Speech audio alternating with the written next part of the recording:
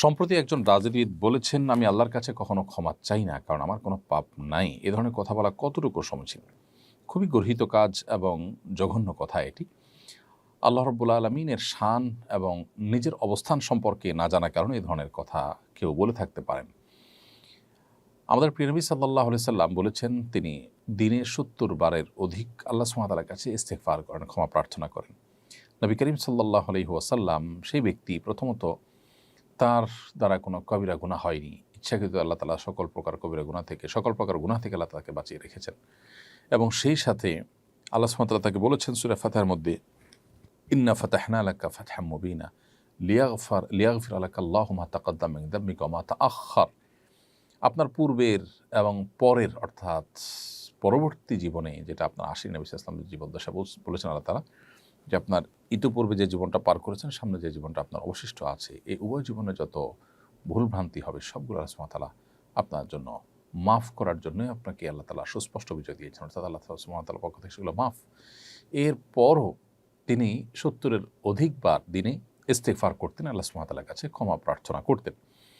তো নবী করিম সাল্লাল্লাহু আলাইহি ওয়াসাল্লাম নবী হওয়ার পরও নবীরা নিষ্পাপ, সেই নিষ্পাপত্বের জায়গা থেকেও তিনি আল্লাহ সুবহানাহু ওয়া তাআলার কাছে ৭০-এর অধিকবার যদি ইস্তেগফার করে থাকেন, তো আমরা কে?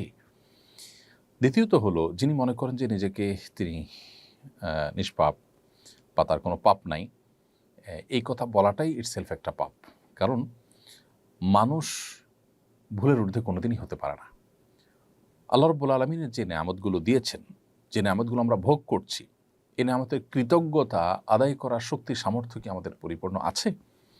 আল্লাহ সুবহানাহু ওয়া তাআলা যে নেয়ামতগুলোর মধ্যে আমাদেরকে নিমজ্জিত রেখেছেন, সেগুলোর শুকরিয়া আদায় করতে না পারাটাও একটা পাপ। এই জন্য বান্দা সবসময় আল্লাহ সুবহানাহু ওয়া তাআলার কাছে ক্ষমা প্রার্থনা করবে। আর আল্লাহ সুবহানাহু ওয়া তাআলার কাছে ক্ষমা প্রার্থনার মধ্যে থাকার মধ্যেই ঈমানদারের গৌরব, ঈমানদারের তৃপ্তি। অতএব এই ধরনের উক্তি মূর্খতা সুলভ উক্তি, এগুলো অহমিকা সুলভ উক্তি। আমরা আশা করব যে তিনি বোঝার চেষ্টা করবেন। আমাদের অজ্ঞাত স্বরে কত ভুল ভ্রান্তি হয়ে যায়। কোনো দিকে দেখা দরকার ছিল, আমি দেখিনি। কোনো দিকে দেখাটা উচিত হয়নি, অথচ আমি দেখে ফেলেছি। কোনো জায়গায় কোনো শব্দ চয়ন না করে আরেকটা শব্দ চয়ন করা উচিত ছিল, অথচ আমি ভিন্ন শব্দ চয়ন করে ফেলেছি। এ ধরনের কথা প্রতি মুহূর্তে আমাদের জীবনে আমরা দেখতে পাবো। এ ধরনের বিষয় আছে যেগুলো আমরা প্রতি মুহূর্তে খুঁজলেই পাবো হাতের কাছে। তার কোনো পাপ হয় না, এ কথা বলাটা হলো পাপ সম্পর্কে তার ধারণা না থাকার কারণে।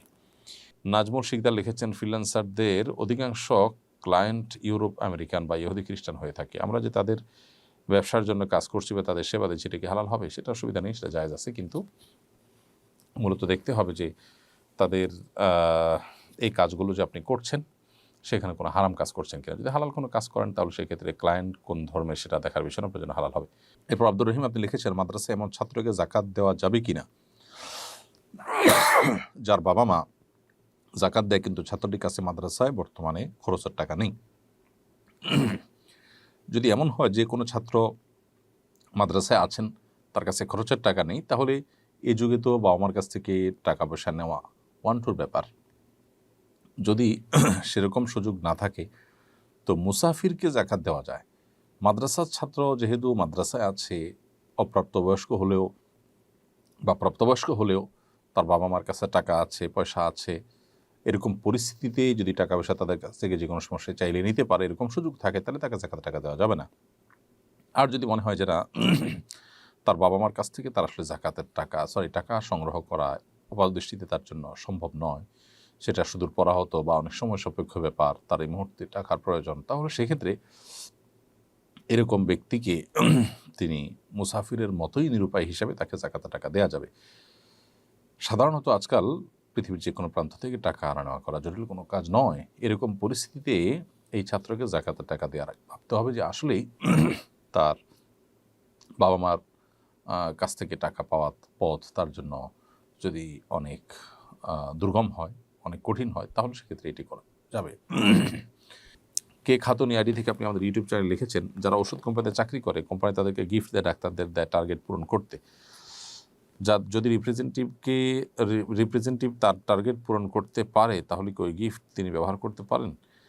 তার বিক্রি টার্গেট পূরণ করলে তাকে কোনো পুরস্কার দিয়ে কোম্পানির যদি বলে, তাহলে সেটা তিনি নিতে পারেন, কোনো অসুবিধা নেই।